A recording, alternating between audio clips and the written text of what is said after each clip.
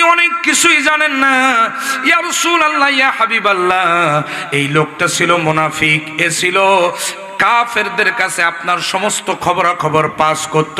ইয়া রাসূলুল্লাহ, ইয়া হাবিবাল্লাহ, সে চাইতো না ইসলাম প্রতিষ্ঠিত হোক, মদিনার প্রেসিডেন্ট আপনি হন, কোরআনের রাজ কায়েম হোক, এটা সে চাইতো না, মুনাফিকি করেছে। ইয়া রাসূলুল্লাহ, ইয়া হাবিবাল্লাহ, আপনি তার জুব্বা দিতে পারবেন না।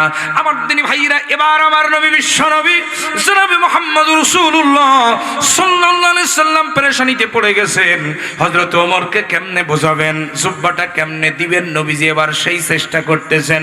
নবীজি বলে, ওমর তুমি কি জানো না ওমর, এই আব্দুল্লাহ ইবনে উবাই সেই আব্দুল্লাহ ইবনে উবাই যিনি মসজিদে নববীর মধ্যে আমি বিশ্বনবী যখন হাদিস বলেছিলাম আল্লাহর কাছে দুটি নাম প্রিয়, একটা নাম হলো আব্দুল্লাহ আর একটা নাম হলো আব্দুর রহমান। আমি এই হাদিসটা বর্ণনা করার সঙ্গে সঙ্গে আব্দুল্লাহ ইবনে উবাই আমার কাছ থেকে ছুটি নিয়ে বাড়িতে চলে গেল। বাড়িতে চলে যাওয়ার পর তার ছেলেকে ডাক দিল।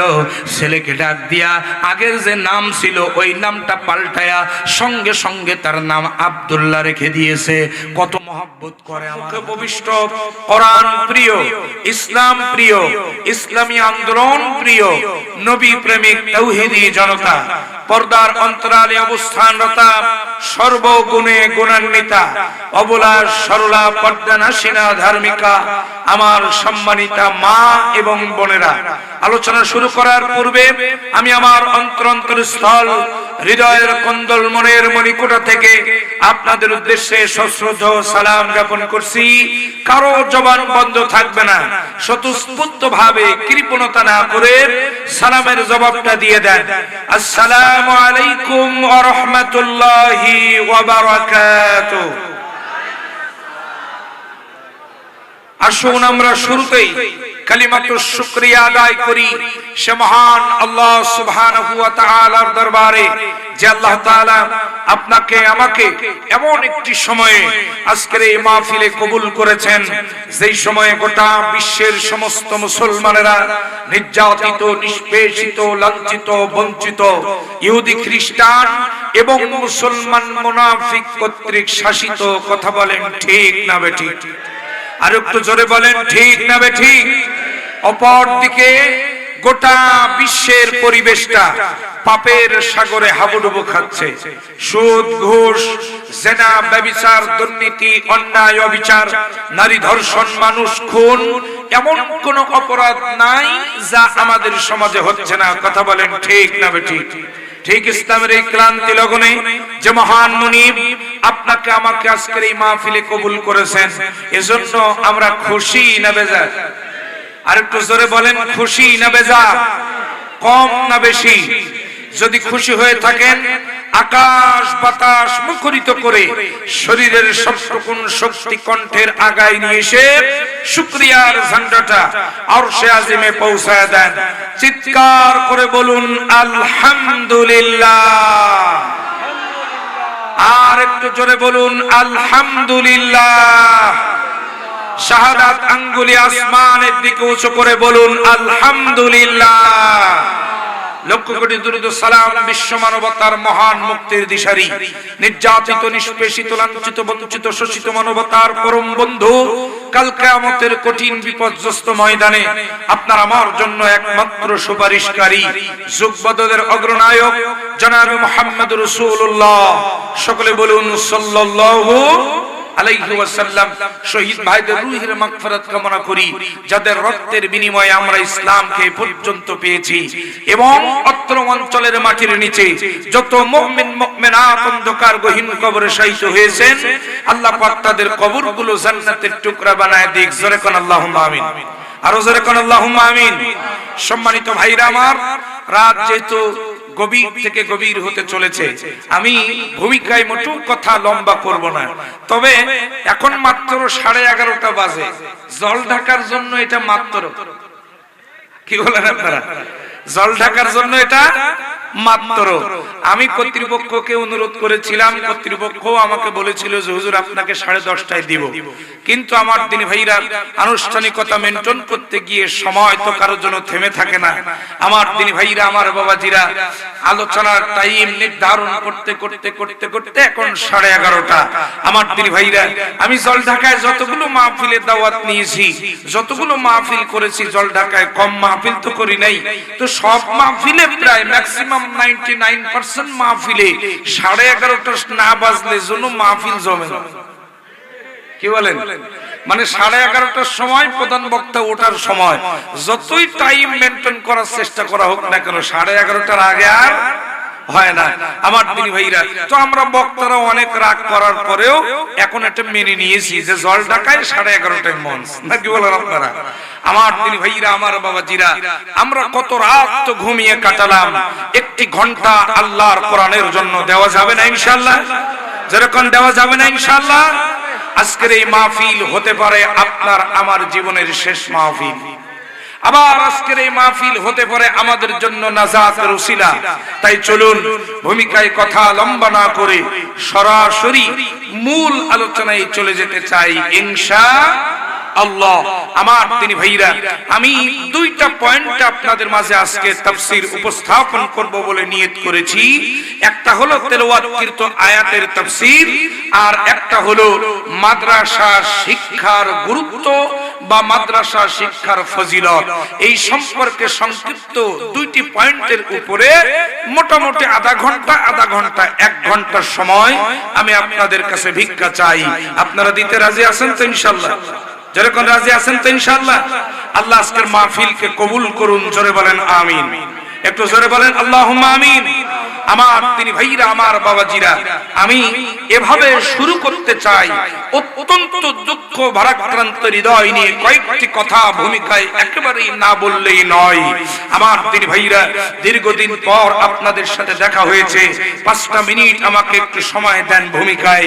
আমার দিনী ভাইরা, আমরা বিগত দিনে লক্ষ্য করেছি 2008 সাল থেকে শুরু করে 2024 সালের 5 আগস্ট পর্যন্ত সুদীর্ঘ 16টি বছর বাংলাদেশের মানুষের মাথার উপরে জগদ্দল পাথরের মতো স্বৈরাচার সরকার চেপে বসেছিল। কথা বলেন ঠিক না বেঠিক?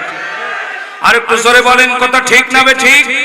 আমার দিনী ভাইরা, সুদীর্ঘ 16টি বছর তীব্র গণ আন্দোলন গড়ে তুলেও সেই জগদ্দল পাথরকে সরানো যখন অসম্ভব হয়ে পড়েছিল, ঠিক সেই সময় আবু সাইদ, মীর মুগ্ধ, শহীদ ইয়ামিন, ফাইসাল, শহীদ আসিফের মতো তাগড়া জওয়ানেরা বুক চিতিয়ে দাঁড়িয়েছিল। 2600 টকবক যুবকের রক্তের বিনিময়ে আমার বাংলাদেশ স্বাধীনতা অর্জন করেছে। স্বৈরাচারকে বিদায় করা সক্ষম হয়েছে আমরা। স্বৈরাচার জগদ্দল পাথর আমাদের মাথার উপর থেকে সরে গিয়েছে। কথা বলেন ঠিক না বেঠিক? আমার দিনী ভাইরা, আমার বাবাজিরা, ক্ষমতার রদ বদল হলো সুদীর্ঘ 1.5 বছর পর বাংলার জমিনে বহুল প্রতীক্ষিত, আলোচিত, সমালোচিত একটি নির্বাচন হয়ে গেল। ক্ষমতার রদ বদল হলো। আমরা মনে করলাম বাংলাদেশ মনে হয় এবার একটু মাথা উঁচু করে দাঁড়াবে। আমার দিনী ভাইরা, কিন্তু না, তা হলো না। ক্ষমতায় যাওয়ার মাত্র 1.5 মাসের ভিতরে আমরা দেখতে পেয়েছি যাদের রক্তের উপরে ক্ষমতার মস্তদে তারা এসেছে, সেই জুলাই যোদ্ধাদের রক্তের সঙ্গে সংবিধানের দোহাই দিয়ে জুলাই আগস্টের এই সনদ বাস্তবায়ন না করার মধ্য দিয়ে জুলাই শহীদদের রক্তের সঙ্গে বেঈমানি করা হয়েছে। কথা বলেন ঠিক কিনা? আরো জোরে বলেন, কথা ঠিক কিনা? আমার দিনী ভাইরা, আমি আলোচনা করতে গিয়ে, উদাহরণ দিতে গিয়ে একটা কথা বলে থাকি, সেটা হলো এক স্বামী আর এক স্ত্রী বেড়াতে গেছে চিড়িয়াখানায়। জোরে কোন জায়গায়? একটু কথা বলতে হবে, কোন জায়গায়? আমি বেশি সময় আপনাদের কষ্ট দেব না, একটু মনোযোগ দিয়ে দেন। এখন চিড়িয়াখানার ভিতরে বিভিন্ন পশু দেখতে দেখতে স্ত্রীর একটা খাসার ভিতরে নজর পড়েছে সুন্দর একটা বানর। একটু জোরে কোন কি? একটু জোরে বলেন কি?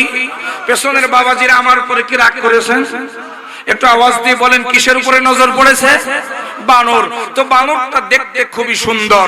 আমার দিনী ভাইরা, তো স্ত্রী কি করেছে? বানরকে একটা কলা খেতে দিয়েছে। কলা, একটু জোরে কোন কি খেতে দিয়েছে?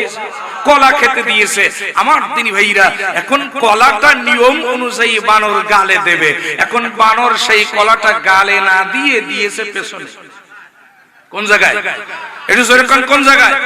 গালে না দিয়ে দিয়েছে পাছায়। আমার দিনী ভাইরা, আমার বাবাজিরা, এখন এই স্ত্রীর খুব রাগ হয়ে গেছে। রাগ হয়ে যাওয়ার পরে বলছে, এই বানর তো বেয়াদব, এই বানরের মালিক আরো বড় বেয়াদব। ডাক দাও বানরের মালিককে। আমি তারে একটা কলা খেতে দিলাম এত শখ করে, আর সে কলাটা না খেয়ে গালে না দিয়ে দিল পাছায়। এই মালিকের ডাক দাও। মালিকরে যখন ডাক দিয়েছে, মালিকরে ডাক দেওয়ার পরে আমার দিনী ভাইরা, মালিককে যখন এই কথা বলেছে, আমার দিনী ভাইরা, মালিক তখন বলতেছে, আপা ও দোষ আমার বানরের না, ও দোষ হচ্ছে আপনার। আগে কিছুদিন পূর্বে এরকম একটা দম্পতি এসেছিল, এসে আমার বানরকে একটা ন্যাংড়া আম খেতে দিয়েছে, একটা ফজলি আম খেতে দিয়েছে। তো আমার বানর আম খুব পছন্দ করে, তো ওই আমটা সুন্দর করে না ছিলে মোটামুটি গালের ভিতরে দিয়েছে। গালের ভিতরে দিয়ে সব হজম হয়েছে।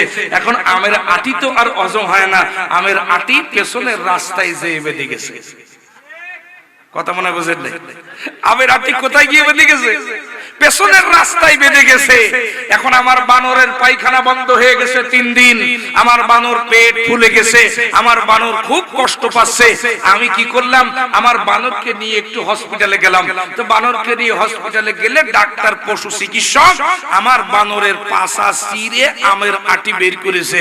আমার বানর সেই দিন থেকে খুব সতর্ক। কেউ কিছু খেতে দিলে আগে পেছনে মাপ নেয় বের হবে কিনা, এই পাশে ঢুকালে ওই পাশে বের হবে কিনা, আগে মাপ নেয় তারপরে খায়। কথা কি বুঝতে পেরেছেন? আমার দিনী ভাইরা, আমি আজকের এই মাহফিল থেকে দায়িত্বহীন ভাষায় বলে দিতে চাই, শহীদের রক্তের সাথে গাদ্দারি করবেন না। শহীদের রক্তের সাথে গাদ্দারি করার পূর্বে পেছনের ইতিহাস একটু স্মরণ করুন। শহীদের রক্তের সাথে গাদ্দারির ট্যাবলেট স্বৈরাচার হাসিনা হজম করতে পারে নাই, তোমরাও পারবে না। শহীদের রক্তের সাথে বেঈমানি করে ভবিষ্যতেও বাংলার জমিনে কেউ ক্ষমতার মস্তদে টিকে থাকতে পারবে না। অনিল ফামারির তাওহীদি জনতা শহীদের রক্তের দাবি আদায় করার জন্য যদি বাংলার জমিনে আর একটা গণ আন্দোলনের ডাক দেওয়া হয়, জীবন বাজি রেখে রাজপথে নেমে যেতে রাজি আছেন কারা কারা? দুহাত তুলে আল্লাহকে দেখা।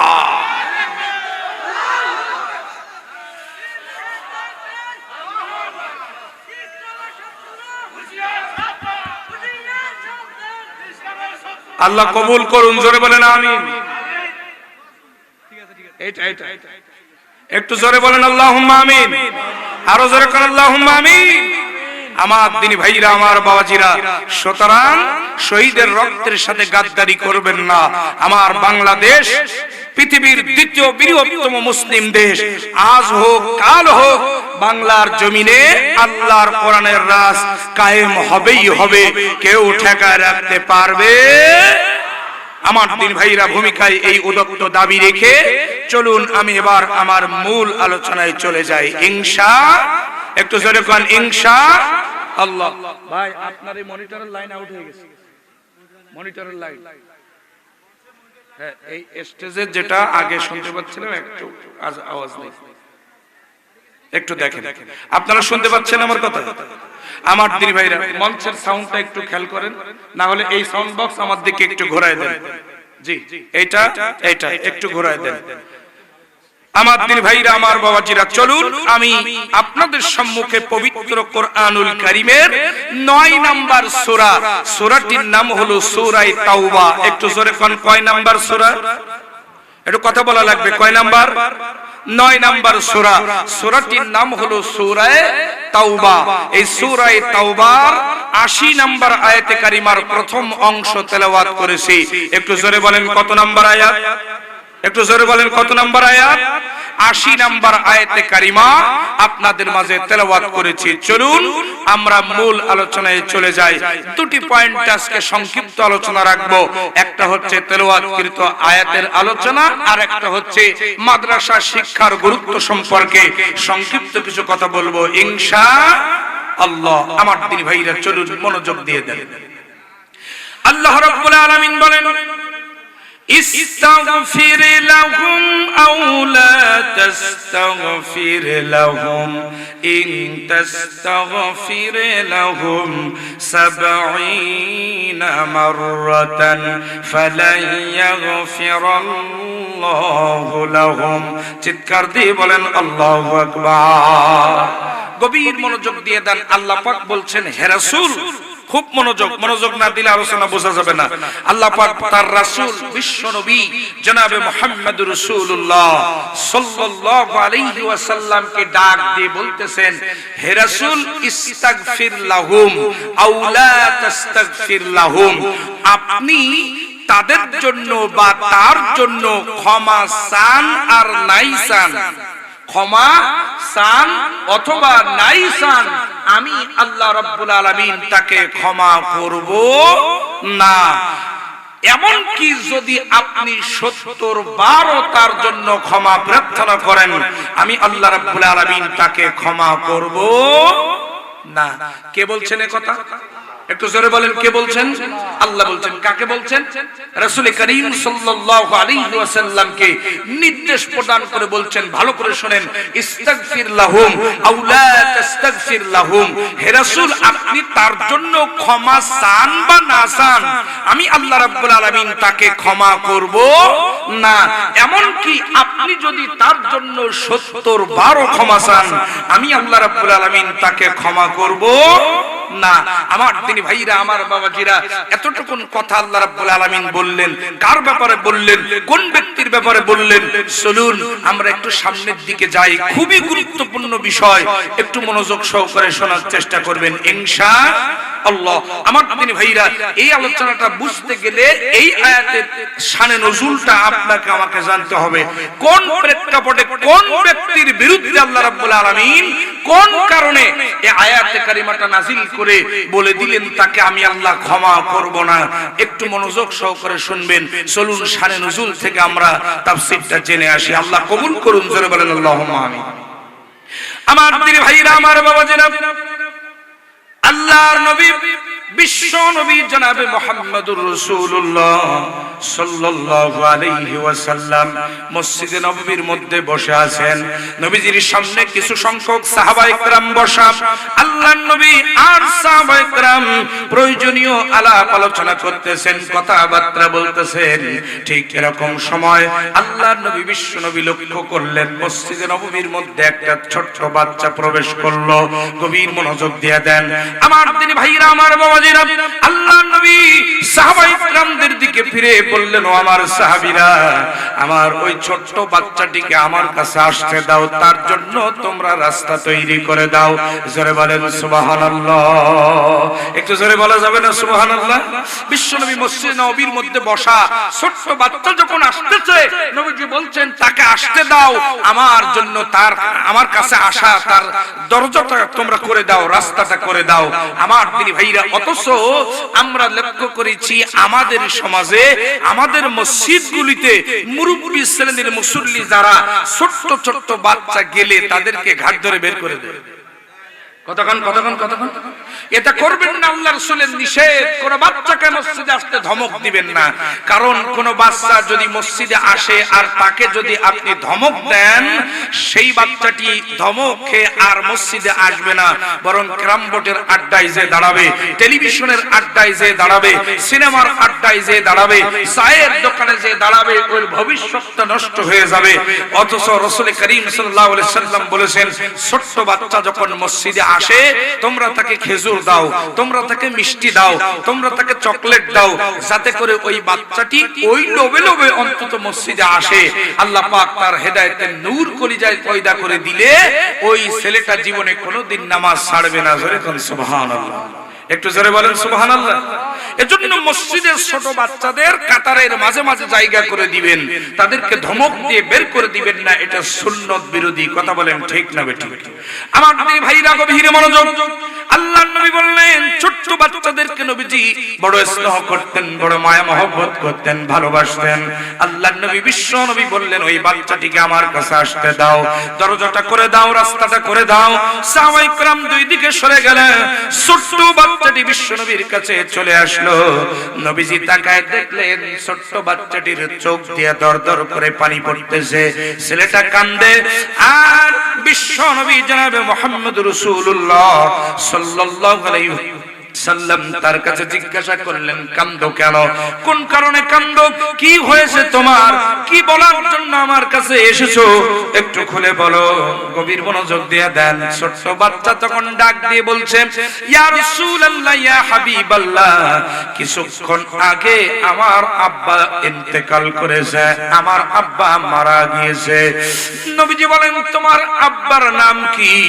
ওই ছোট্ট বাচ্চাটি বলছে হুজুর আমার আব্বার নাম হলো আব্দুল্লাহ ইবনে উবাই ইবনে সুলুল। আব্দুল্লাহ ইবনে উবাই। আমার দিনী ভাইরা এই নামটা শুনলেই আমার দিনী ভাইরা তার সবচাইতে বড় পরিচয় আমাদের কাছে যেটা ভেসে ওঠে সেটা কি বলেন তো? মুনাফিকদের সর্দার। একটু জোরে কোন মুনাফিকদের সর্দার। আমার দিনী ভাইরা ছেলেটি বলল ইয়া রাসূলুল্লাহ ইয়া হাবিবাল্লাহ, আমার আব্বা জান কিছুক্ষণ আগে ইন্তেকাল করেছে। নবী গো আমার আব্বা যখন মারা গেছে, মারা যাওয়ার পূর্বে দুইটা ওসিয়ত করে গেছে, ওই ওসিয়ত দুটো আপনার কাছে পৌঁছায় দেওয়ার জন্য আমি আপনার দরবারে হাজির হয়ে গেছি। জোরে কোন সুবহানাল্লাহ। আমার আব্বা দুটো ওসিয়ত করেছে মরার আগে, এবং সে ওসিয়ত দুটি আমার আপনার কাছে পৌঁছায় দেওয়ার জন্য বলেছে। এজন্য আমি আপনার কাছে চলে এসেছি ওসিয়ত দুটি পৌঁছায় দেওয়ার জন্য। জোরে বলেন আল্লাহু আকবার। আমার দিনী ভাইরা নবীজি বললেন কি ওসিয়ত? তোমার বাবা কি এমন ওসিয়ত করে গেছে আমাকে একটু খুলে বলো। ওই বাচ্চাটি বলে ইয়া রাসূলুল্লাহ ইয়া হাবিবাল্লাহ, আমার বাবার এক নাম্বার ওসিয়ত হলো আমার বাবা যখন মারা যায় আমাকে তার মাথার কাছে ডেকে আমাকে বলছে বাবা আমি হয়তো বেশিক্ষণ আর বাঁচব না, আমার বিশ্ব নবীর কাছে আমি মারা যাওয়ার পরে দুটি ওসিয়তনামা পৌঁছে দিও। এক নাম্বার ওসিয়ত হলো আমি মারা যাওয়ার পর পৃথিবীর কোনো কাপড় না, পৃথিবীর কোনো দোকানের কাপড় না, মদিনার কোনো দোকানের কাপড় না, স্বয়ং বিশ্ব নবী জনাবে মুহাম্মদুর রাসূলুল্লাহ সাল্লাল্লাহু আলাইহি ওয়াসাল্লামের গায়ের জুব্বা দিয়ে আমার কাফনের কাপড় করবা। আমার কাফনের কাপড় করবা আমার রাসূলুল্লাহর গায়ের জুব্বা দিয়া, পৃথিবীর কোনো জুব্বা দিয়ে না, পৃথিবীর কোনো কাপড় দিয়ে না, পৃথিবীর কোনো মার্কেট, পৃথিবীর কোনো দোকানের কাপড় দিয়ে আমার কাফনের কাপড় করবা না, আমার কাফনের কাপড় করবা স্বয়ং রাসূলুল্লাহর গায়ের জুব্বা দিয়ে। যেরকম আল্লাহু আকবার। খুব ভালো করে শুনে নেন আমার দিনী ভাইরা, আলোচনা মনোযোগ না দিলে বুঝতে পারবেন না, একটু মনোযোগ দিয়ে দেন। আমার দিনী ভাইরা বিশ্বনবী বললেন তোমার বাবার দুই নাম্বার ওসিয়ত কি?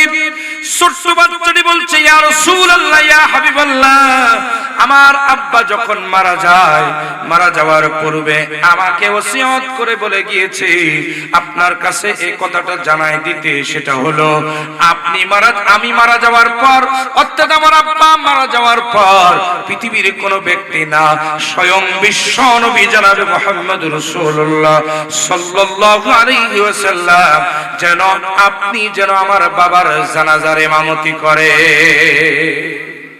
এটা দুই নাম্বার ওসিয়ত। আমার বাবার জানাজার ইমামতি পৃথিবীর কেউ না, স্বয়ং রাসূল করিম সাল্লাল্লাহু আলাইহি ওয়াসাল্লাম করবেন। এই ওসিয়তটা আমার বাবা করে গেছে। আল্লাহু আকবার বলেন। আমার দিনী ভাইরা তাহলে ওসিয়ত কয়টা? একটু জোরে বলেন কয়টা? এক নাম্বার ওসিয়ত কি? গায়ের জুব্বা দিয়া কাফনের কাপড় করবেন। আর দুই নাম্বার ওসিয়ত জানাজার নামাজের ইমামতি করবে। এই দুটো ওসিয়ত আমার আব্বা করে গেছে, আপনার কাছে আমি পৌঁছে দিলাম। আমার দিনী ভাইরা বিশ্বনবী ছোট বাচ্চাদের চোখের পানি সহ্য করতে পারতেন না। নবীজি আমার বসা ছিলেন, সঙ্গে সঙ্গে নবীজি উঠে দাঁড়ায় গেলেন। উঠে দাঁড়ায় গিয়া আমার নবী বিশ্ব নবী জনাবে মুহাম্মদুর রাসূলুল্লাহ সাল্লাল্লাহু আলাইহি ওয়াসাল্লাম নিজের গায়ের জুব্বাটা যেটা তার পরনে ছিল, ওই জুব্বাটা খুলতে যাবেন, জুব্বায় হাত দিয়েছেন, জুব্বা খুলতে যাবেন, হঠাৎ করে পাশে বসা ছিল হযরত ওমর রাদিয়াল্লাহু তাআলা আনহু। বিশ্ব নবী যখন জুব্বাটা খুলতে যাবে, হযরত ওমর রাদিয়াল্লাহু তাআলা আনহু সঙ্গে সঙ্গে জুব্বার আরেক মাথা ধরে নিচের দিকে টান দিয়ে ধরেছে আর বলতেছে, ইয়া রাসূলুল্লাহ, ইয়া হাবিবাল্লাহ, ওমরের জীবন থাকতে এই জুব্বা আমি আব্দুল্লাহ ইবনে উবাইকে দিতে দেব না। নবীজি জুব্বা খুলতে যাচ্ছেন, যেহেতু ওসিয়ত, নবীজি জুব্বা খুলতে যাচ্ছেন আর ওমর রাদিয়াল্লাহু জুব্বা নিচের দিকে টেনে ধরে বলছেন, হুজুর আপনি কি করেন? বলছে, কেন?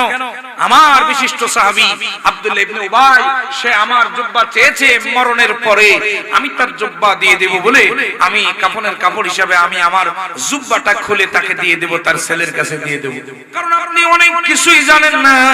ইয়া রাসূলুল্লাহ, ইয়া হাবিবাল্লাহ, এই লোকটা ছিল মুনাফিক, এ ছিল কাফেরদের কাছে আপনার সমস্ত খবরাখবর পাস করত। ইয়া রাসূলুল্লাহ, ইয়া হাবিবাল্লাহ, সে চাইতো না ইসলাম প্রতিষ্ঠিত হোক, মদিনার প্রেসিডেন্ট আপনি হন, কোরআনের রাজ কায়েম হোক, এটা সে চাইতো না, মুনাফিকি করেছে। ইয়া রাসূলুল্লাহ, ইয়া হাবিবাল্লাহ, আপনি তার জুব্বা দিতে পারবেন না। আমার দিনী ভাইরা, এবার আমার নবী বিশ্ব নবী জনাবে মুহাম্মদুর রাসূলুল্লাহ সাল্লাল্লাহু আলাইহি সাল্লাম পেরেশানিতে পড়ে গেছেন। হযরত ওমরকে কেমনে বোঝাবেন, জুব্বাটা কেমনে দিবেন, নবীজি এবার সেই চেষ্টা করতেছেন। নবীজি বলে, ওমর তুমি কি জানো না, ওমর এই আব্দুল্লাহ ইবনে উবাই, সেই আব্দুল্লাহ ইবনে উবাই যিনি মসজিদে নববীর মধ্যে আমি বিশ্বনবী যখন হাদিস বলেছিলাম আল্লাহর কাছে দুটি নাম প্রিয়, একটা নাম হলো আব্দুল্লাহ আর একটা নাম হলো আব্দুর রহমান। আমি এই হাদিসটা বর্ণনা করার সঙ্গে সঙ্গে আব্দুল্লাহ ইবনে উবাই আমার কাছ থেকে ছুটি নিয়ে বাড়িতে চলে গেল। বাড়িতে চলে যাওয়ার পর তার ছেলেকে ডাক দিল। ছেলেকে ডাক দিয়া আগের যে নাম ছিল ওই নামটা পাল্টায়া সঙ্গে সঙ্গে তার নাম আব্দুল্লাহ রেখে দিয়েছে। কত মহব্বত করে আমার হাদিসে। আর তুমি তার জুব্বা দিতে দিবা না কেন? বলে, হুজুর আপনি যতই যাই বলেন না কেন, আপনার গায়ের জুব্বা একজন মুনাফিকের জন্য আমি দিতে দেব না।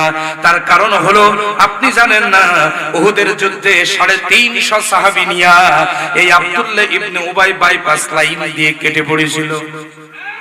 আল্লাহু আকবার বলেন। বিশ্বনবী যত যুক্তি খাড়া করে, হযরত ওমর রাদিয়াল্লাহু তাআলা তত যুক্তি খণ্ডন করে বলে, জুব্বা আমি দিতে দেব না। চিৎকার দিয়ে বলেন আল্লাহু আকবার। আমার দিনী ভাইরা গভীর মনোযোগ দিয়া দেন। আব্দুল্লাহ ইবনে উবাইয়ের জন্য এবার নবীজি ওমর রাদিয়াল্লাহু তাআলাকে রাজি করাবেন। এবার তিনি বলতেছেন, ও ওমর তুমি কি জানো না, জানো না বদরের যুদ্ধে যে 70 জন কাফের বন্দী হয়েছিল, ভালো করে শুনে নেন। এই 70 জন কাফেরের ভিতরে আল্লাহর নবীর চাচা, আপন চাচা আব্বাস, পরবর্তীতে তিনি ইসলাম গ্রহণ করেছিলেন রাদিয়াল্লাহু তাআলা আনহু। হযরত আব্বাস রাদিয়াল্লাহু তাআলা আনহু তিনিও বন্দী হয়েছিলেন 70 জনের ভিতরে। বন্দীদেরকে নিয়ম অনুযায়ী দড়ি দিয়ে বেঁধে রাখার কথা নবীজি বলেছিলেন। প্রত্যেক বন্দীকে 70 জন বন্দীকে দড়ি দিয়ে বেঁধে রাখা হয়েছিল। আল্লাহ নবী ওই কারাগারটা পরিদর্শন করার জন্য গিয়েছিলেন বদরের যুদ্ধের পরে। আমার দিনী ভাইরা, নবীজি বলেন, ওমর আমি যখন ওই কারাগারটা পরিদর্শন করার জন্য গেলাম, আমার ডান দিকে ছিলে তুমি ওমর আর বাম দিকে ছিল আব্দুল্লাহ ইবনে উবাই। দুইজনকে নিয়ে আমি কারাগার পরিদর্শন করতে গেলাম। এক এক করে 69 জন বন্দী কাফেরের কাছে আমি যখন গেলাম, আমার কাছে কোনো কিছুই মনে হলো না। 70 নাম্বার বন্দী কাফের আমার চাচা আব্বাস, আমি যখন তার কাছে গেলাম তার শরীরটা দড়ি দিয়ে বাঁধা ছিল আর আব্বাস রাদিয়াল্লাহু তাআলা শরীরটা একটু মোটা ছিল। সুতরাং তাকে যখন বাঁধা হয়েছিল তার শরীরে দড়িগুলোর দাগ কেটে শরীরটা ফেটে ফিনকি দেয়া রক্ত বাহির হয়েছিল। যতই কাফের হোক না কেন তিনি তো আমার চাচা, যতই কাফের হোক তিনি আমার চাচা, ভাতিজা হিসেবে, সন্তান হিসেবে চাচার প্রতি আমার একটা সব করণার আছে, আমার একটা মহব্বত আছে, একটা ভালোবাসা আছে, যতই কাফের হোক। কিন্তু আমি তো ওই বান্দল ঢেলা করতে পারি না। তার কারণ হলো, যদি বান্দল ঢেলা করতে হয়, বাঁধন যদি ঢেলা করতে হয়, তাহলে বাকি 69 জনের বাঁধনও ঢেলা করা লাগবে। এর নাম ইনসাফ। সুবহানাল্লাহ বলেন, আর যেরকম সুবহানাল্লাহ। শুধু নিজের চাচা বলে তাকে আপনি বান্দল ঢেলা করে দিবেন, আর বাকি 69 জনের বাঁধন আপনি ঢেলা করবেন না, টাইট করে রাখবেন, এটার নাম ইনসাফ নয়। কিন্তু আজকের আমরা সমাজের প্রতিটি পদে পদে বিগত দিনেও দেখেছি, বর্তমানেও দেখতেছি, নিজের দলের লোক হাজারো অন্যায় করলেও তারা বুক ফুলিয়ে ঘুরে বেড়ায়, আর ইসলামের পক্ষের লোক, বিরোধী দলের লোক অন্যায় না করলেও জেলখানার মধ্যে বন্দী থাকে। কথা বলেন ঠিক কিনা? এটা হলো দুনিয়ার নিয়ম, কিন্তু আল্লাহর নবীর কাছে এই নিয়ম ছিল না। আমার নবীর ন্যায় ও ইনসাফের মূর্ত প্রতীক ছিলেন। গভীর মনোযোগ দিয়ে দেন, নবীজি বলছেন, আমার চাচার বাঁধন যদি আমি ঢিলা করি, বাকি 69 জন কাফেরের বন্দীর বাঁধন ঢিলা করা লাগবে। এজন্য আমি, আমার ইচ্ছা থাকলেও আমি পারি নাই সেদিন আমার চাচার বাঁধন ঢিলা করে দিতে। তবে আমার মনে অনেক কষ্ট লেগেছিল, যেহেতু আমার চাচা, তার শরীর দিয়ে রক্ত বের হয়ে যাচ্ছে, আমি যদি সুযোগ পেতাম আমার চাচার বাঁধনটা একটু ঢিলা করে দিলে আমার মনে একটু শান্তি লাগতো, কিন্তু আমি পারি নাই, ইনসাফের কথা চিন্তা করে। আল্লাহু আকবার বলেন। আমার নবীজি বলেন, ওমর, ওমর, আমি যখন চোখের পানি ছেড়ে দিয়ে দিয়ে কাঁদতেছিলাম, ওমর তোমার কি মনে নাই আমার কান্নাটা সে সহ্য করতে পারে নাই? কে সহ্য করতে পারে নাই? আব্দুল্লাহ ইবনে উবাই আমার পাশে দাঁড়ানো ছিল, আমার কান্না সহ্য করতে পারে নাই। আমার চাচার ফেটে যাওয়া, ফিনফিয়ে দেওয়া, রক্ত বাহির হওয়া দেহ দেখে আমি কষ্ট পাচ্ছিলাম। আব্দুল্লাহ ইবনে উবাই এটা বুঝতে পেরেছিল, যার কারণে আব্দুল্লাহ ইবনে উবাই সেই দিন তার নিজের গায়ের পাঞ্জাবিটা খুলে আমার চাচার গায়ে জড়াই দিয়েছিল, যাতে কাটা দাগগুলো আমার চোখে ধরা না পড়ে।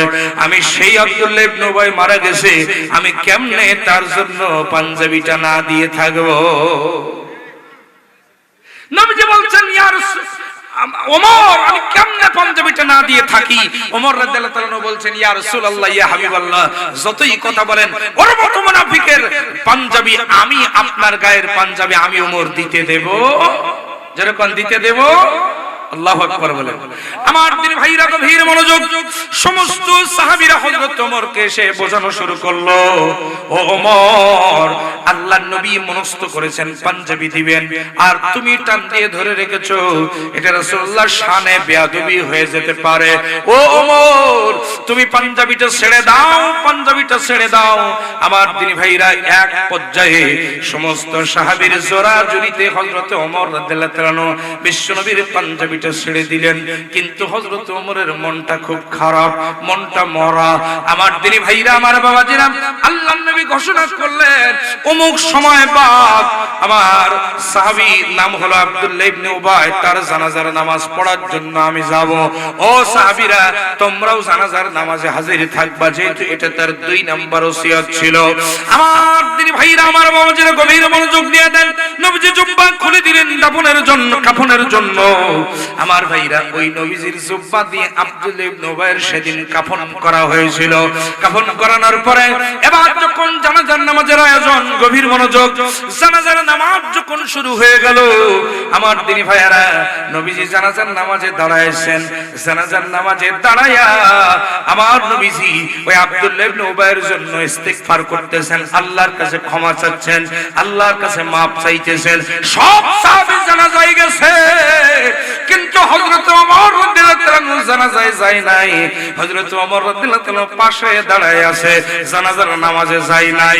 একবার আসমানের দিকে তাকায়, আর একবার বিশ্বনবীর চেহারার দিকে তাকায়। আরো জোরে বলেন আল্লাহু আকবার। একবার আসমানের দিকে তাকায়, আর একবার নবীজির চেহারা মোবারকের দিকে তাকায়। কারণ হযরত ওমরের বিশ্বাস ছিল এর মতো মুনাফিকের জানাজা আল্লাহ তার হাবিবকে পড়তে দেবে না। এই জন্য আসমানের দিকে তাকায় আর নবীজির চেহারার দিকে তাকায়। তার বিশ্বাস ছিল এখানে আল্লাহর কোরআনের আয়াত নাযিল হবে, নিশ্চিত আল্লাহ রাব্বুল আলামিন তার হাবিবকে নিষেধ করবে। আমার দিনী ভাইরা, আমার বাবাজিরা, সব সাহাবী যখন নামাজে দাঁড়ায় গেছে, বিশ্বনবী নিজে আর হযরত ওমর পাশে দাঁড়ায় আছে।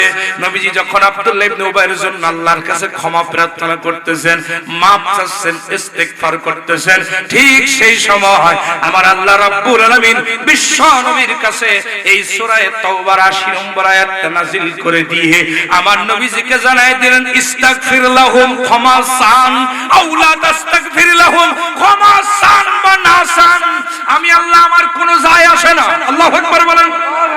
হে রাসূল, আপনি ক্ষমা চান আর না চান ওইটা আমি আল্লাহ আমার যায় আসে না। ইন তাস্তাগফির লাহুম ৭০ মাররা, নবী গো, এক নয়, দুই নয়, ৭০ বারও যদি আপনি এর জন্য ক্ষমা চান, আমি আল্লাহ ওকে ক্ষমা করব না। কয়বার? একটু জোরে বলেন, ঘুম আসতেছে আপনাদের না? একটু জোরে বলেন, কয়বার?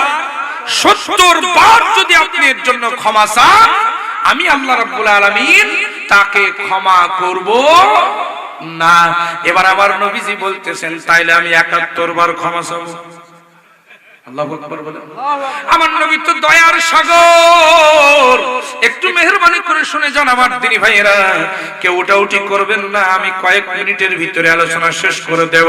আমার দিনী ভাইরা, একটা নির্দিষ্ট শিক্ষা আজকের এই আলোচনা থেকে নিয়ে যেতে হবে।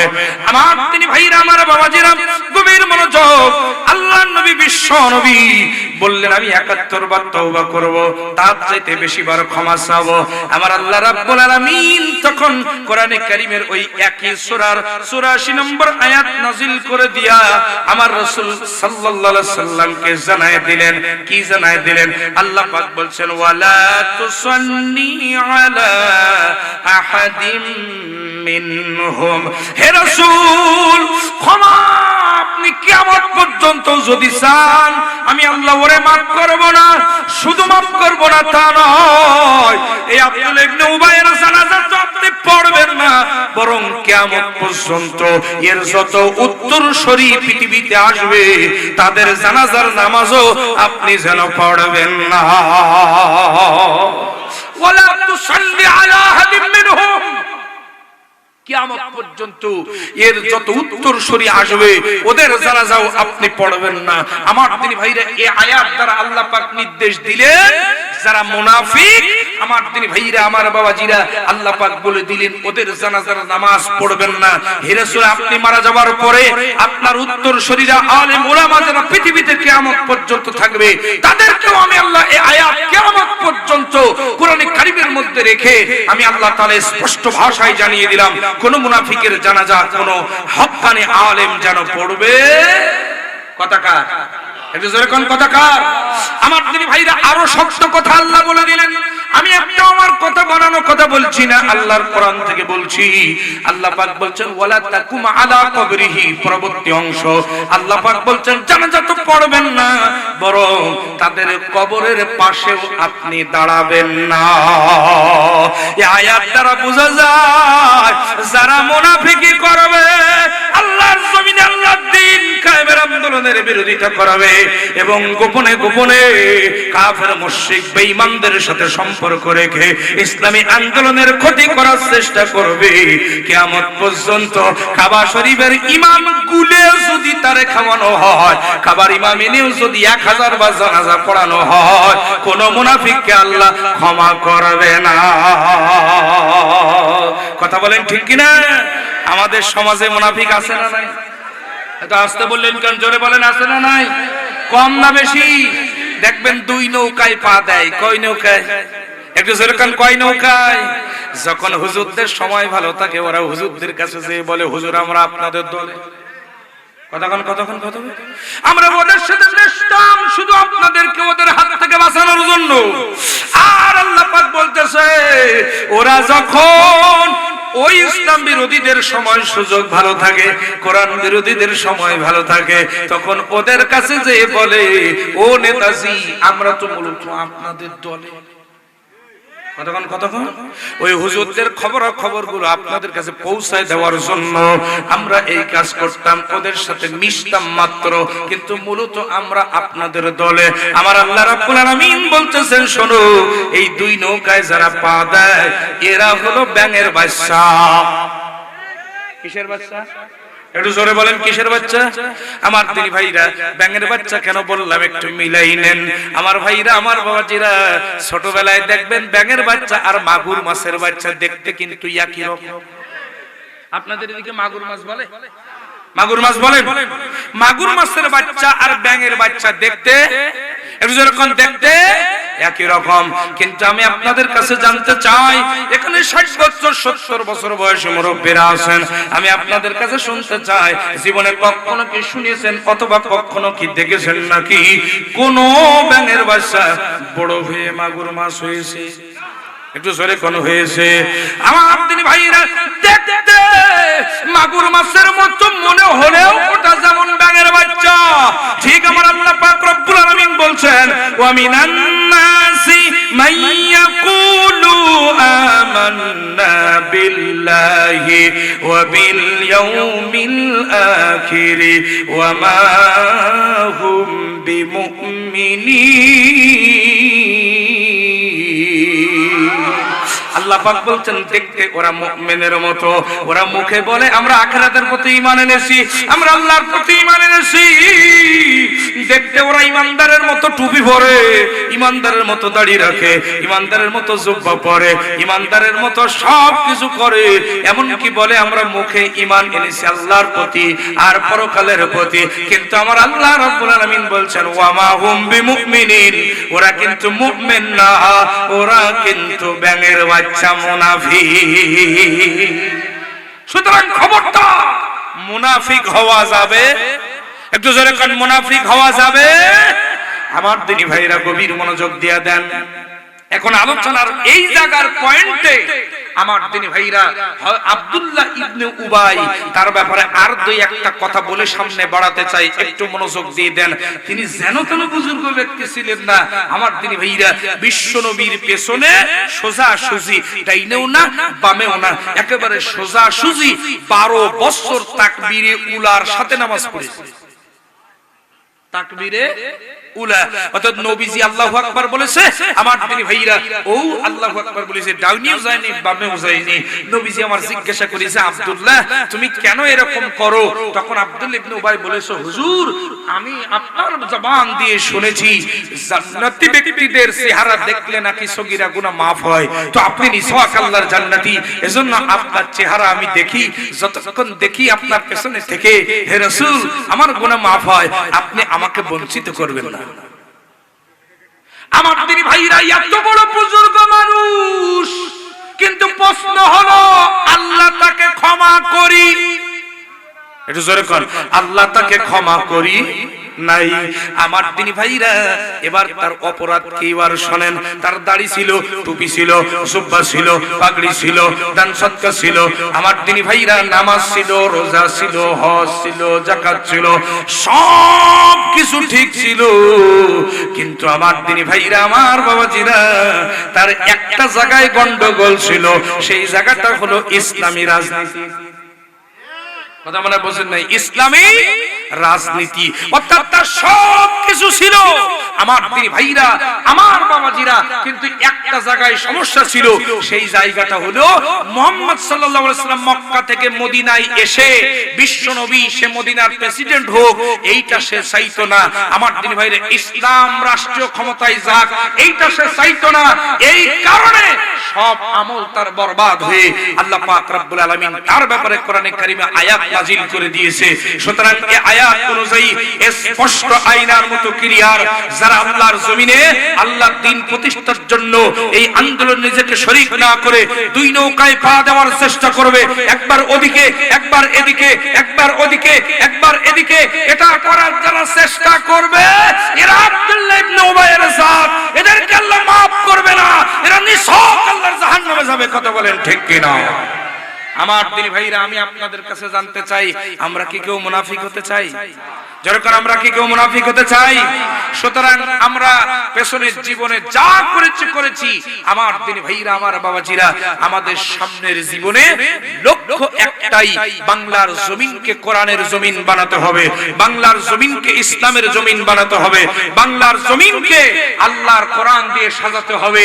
আমার দিনী ভাইরা, এই জন্য আমরা সবাই ঐক্যবদ্ধ হতে রাজি আছি। কারা কারা দুহাত তুলে আল্লাহকে দেখান। লিল্লাহে তাকবীর, জোরে লিল্লাহে তাকবীর। আল্লাহ আমাদের সকলকে কবুল করুন, জোরে বলেন আল্লাহুম্মা আমিন। আর জোরে কোন আল্লাহুম্মা আমিন। আমার দিনী ভাইরা, গভীর মনোযোগ দিয়া দেন। আমার বাবাজিরা, আমি একটু আলোচনায় পড়ে যাই, রাত অনেক গভীর থেকে গভীর হতে চলেছে। আমি আজকের এই মাহফিল কর্তৃপক্ষ আমার কাছে একটু অনুরোধ করেছে, আমি মুসাফির অবস্থায় আছি। আমার দিনী ভাইরা, আল্লাহ রাসূল বলেছেন, 4টি কাজ যারা করবে ওরা আল্লাহর জান্নাতি। জোরে কোন মারহাবা। কেউ উঠবেন না, একটা ব্যক্তি উঠবেন না। 1 নাম্বার যারা কোরআন পড়ে, মান করা আল কোরআন। 2 নাম্বার যারা কোরআন মুখস্থ করে। 3 নাম্বার যারা কোরআনের হালাল গুলো মানে। 4 নাম্বার কোরআনের হারাম গুলো পরিত্যাগ করে। আদখালাহুল্লাহু বিহিল জান্নাহ। এই লোকগুলো কিয়ামতের দিন আল্লাহর জান্নাতে যাবে। আল্লাহু আকবার বলেন, আরো জোরে বলেন আল্লাহু আকবার। আমার দিনী ভাইরা, আল্লাহর নবী এখানে হাদিস শেষ করেন নাই। নবীজি বলতেছেন, শোনো, ওই লোকগুলো যখন জান্নাতে যাবে, তখন ওই লোকটা একা জান্নাতে যাবে না, 10 জনকে সুপারিশ করে আল্লাহর জান্নাতে নিয়ে যাবে, যাদের জাহান্নামে যাওয়া ওয়াজিব হয়ে গিয়েছিল। 3টা কন্যা সন্তান হয়। এই 3টা কন্যা সন্তানকে যদি দ্বীন শিক্ষা দেয়, আদব শিক্ষা দেয়, আর সৎ পাত্রে পাত্রস্থ করতে পারে, নবীজি বলছেন 3 কন্যার পিতা আর আমি বিশ্ব নবী জান্নাতের একই জায়গায় থাকব। একটু জোরে বলেন না সুবহানাল্লাহ। আরো জোরে কোন সুবহানাল্লাহ। আমার দিনী ভাইয়েরা, নবীজি যখন এই হাদিসটা মসজিদ নববীতে বর্ণনা করলেন, 2 কন্যার পিতারা অভিযোগ জানালো, ইয়া রাসূলুল্লাহ, ইয়া হাবিবাল্লাহ, 3 কন্যার পিতার ব্যাপারে আপনি জান্নাতের ঘোষণা দিলেন, আমরা কি অপরাধ করলাম? আমাদের তো 2টা মেয়ে, এই 2টা কন্যা সন্তানের ব্যাপারে কি আপনি কিছুই বলবেন না? নবীজি আমার বলছেন, শোনো, যার 2টা কন্যা সন্তান, এই 2টা কন্যা সন্তানকে যদি কেউ দ্বীন শিখায়, আদব শিখায়, আর সৎ পাত্রে পাত্রস্থ করতে পারে, আমি রাসূল গ্যারান্টি দিয়ে দিলাম, 2 কন্যার পিতাও আমি নবী আমার সঙ্গে জান্নাতে যাবে। 2 কন্যার পিতাও কোথায় যাবে? জান্নাতে। কার সাথে? এটা জোরে কন্যা কার সাথে? নবীজির সাথে। 2 কন্যার ব্যাপারে যখন নবীজি হাদিস বর্ণনা করলেন, আমার দিনী ভাইরা, 1 কন্যার পিতারা এবার অভিযোগ করলো, ইয়া রাসূলুল্লাহ, ইয়া হাবিবাল্লাহ, আমরা কি অপরাধ করলাম? আমরা তো 1 কন্যার পিতা, আমাদের ব্যাপারে আপনি কিছু কি বলবেন? আল্লাহর নবী বিশ্ব নবী বলেন, আমার সাহাবীরা, আল্লাহ পাক যাকে একটা মেয়ে দিয়েছে, ওই একটা মেয়েকে যদি দ্বীন শিক্ষা দেয়, আদব শিক্ষা দেয়, আর সৎ পাত্রে পাত্রস্থ করতে পারে, আমি রাসূল কথা দিলাম, গ্যারান্টি দিয়ে দিলাম, নিশ্চিত করে দিলাম, 1 কন্যার পিতাও আমি বিশ্ব নবী আমার সঙ্গে জান্নাতে। একটু জোরে বলেন সুবহানাল্লাহ। এই যে 3 কন্যা, 2 কন্যা, 1 কন্যা, আল্লাহ রাসূল সাল্লাল্লাহু আলাইহি ওয়াসাল্লাম এই কথাটা বলেছেন। এর 3টা সত্যের মূল সত্য হলো দ্বীন শিক্ষা দিতে হবে। কি শিক্ষা দিতে হবে? দ্বীন শিক্ষা দিতে হবে। তার মানে ছেলেকেও যেমন শিক্ষা দেবেন, মেয়েকেও তেমন শিক্ষা দিতে হবে। আমার দিনী ভাইরা, আল্লাহ রাসূল বলেছেন, তালাবুল ইলমি ফারিদাতুন আলা কুল্লি মুসলিমিন ওয়াল মুসলিমাত। মুসলমান নর নারীর জন্য আল্লাহর কোরআনের জ্ঞান শিক্ষা করা হলো ফরজ। সব ফরজের আগের ফরজ হলো দ্বীনের জ্ঞান শিক্ষা করা। নামাজের জ্ঞান আগে না, রোজার জ্ঞান আগে না, রোজার ফরজ আগে না, হজের ফরজ আগে না, যাকাতের ফরজ আগে না। আল্লাহ পাক রব্বুল আলামিন প্রথম যে ফরজটি বলে দিলেন, বিশ্ববাসীর জন্য জানাই দিলেন, সেই ফরজটি হলো ইকরা, পড়ো, পড়ো পড়ো। অর্থাৎ আপনি না পড়লে আমার রবকে চিনবেন কেমনে, শরীয়ত জানবেন কেমনে? সুতরাং একটা ছেলেরও যেমন শরীয়ত জানার পূর্ণাঙ্গ অধিকার রয়েছে, একটা মেয়েরও শরীয়ত জানার পূর্ণাঙ্গ অধিকার রয়েছে। এই অধিকার থেকে আপনি তাকে বঞ্চিত করতে পারবেন না। সুতরাং আপনার মেয়েকে আপনি মাদ্রাসায় ভর্তি করবেন। আর ওই যে আমলটি বললাম হাদিসের, যে জাহান্নামীকে সুপারিশ করে জান্নাতে নিয়ে যাবে যারা কোরআন পড়ে, ওদের কোরআন শিক্ষা করার জন্য যদি আপনি সহযোগিতা করেন।